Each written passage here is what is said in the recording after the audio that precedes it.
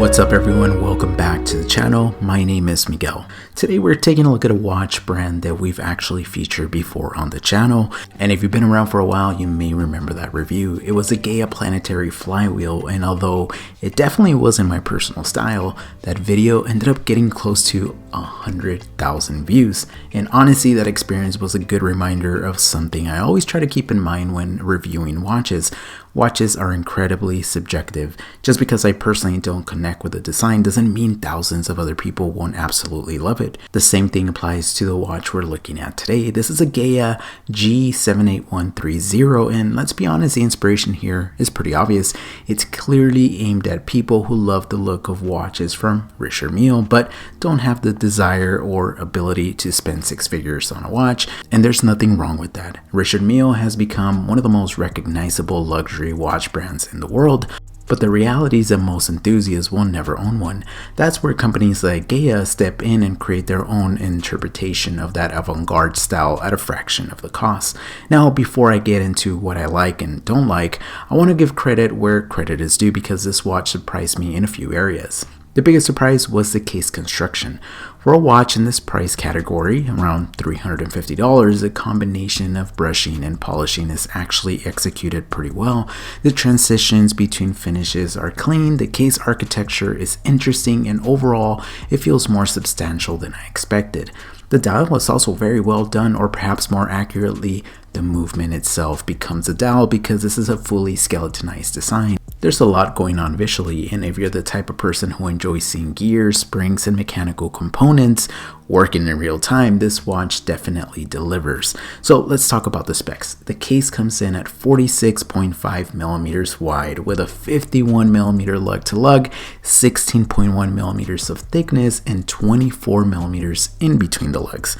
So yes, this is a very large watch. On my 6 and 7/8 inch wrist, there's no way around it. It wears big, really big.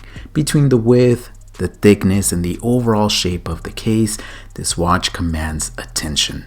Personally, it's larger than what I typically enjoy wearing, but that's also part of the design language. Richard Mille inspired watches aren't supposed to disappear on the wrist. The watch features a sapphire crystal, which is great to see at this price point. Sapphire is far more scratch resistant than mineral crystal and instantly makes a watch feel more premium. Water resistance comes in at 50 meters. That's adequate for daily wear and accidental exposure to water, but I wouldn't consider this a watch designed for swimming or anything particularly demanding. The rubber straps are another pleasant surprise.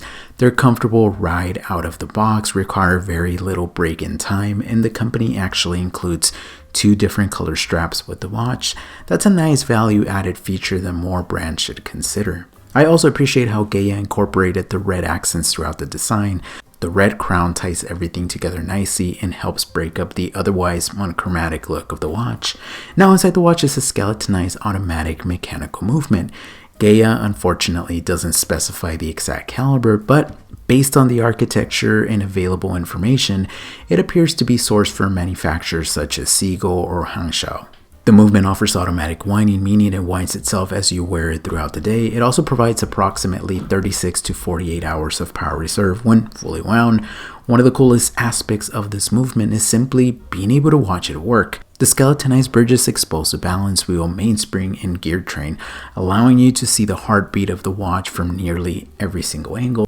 Now let's talk about the negatives. My biggest complaint is definitely the size. I understand the design inspiration and I understand why it's large, but for my personal preferences, it's simply too much watch. The other area I would like to see improved is the lume. It's there, but it's fairly weak compared to many watches I've reviewed recently. If nighttime legibility is important to you, there are definitely stronger performers out there. Beyond those 2 issues though, I honestly don't have major complaints. At the end of the day, whether or not this watch appeals to you comes down almost entirely to your taste and design. If you love traditional dive watches or vintage inspired pieces, like I do, this probably isn't going to be your thing. But if you've always admired the futuristic high-end look of a Richard Mille and wanted something that captures some of that energy without requiring a second mortgage, this is actually a pretty compelling option. Now, objectively speaking, the case construction is solid, the finishing is better than I expected, the sapphire crystal is a welcome addition, the straps are comfortable, and the overall package offers a lot of visual impact for the money. And honestly, that's why I enjoy reviewing watches like this. Not every watch has to appeal to me personally. Sometimes it's about appreciating who the watch is for and evaluating whether the company delivers on that vision. Let me know in the comments what you think about this one. Is it something you wear, or is it a little too bold for your taste?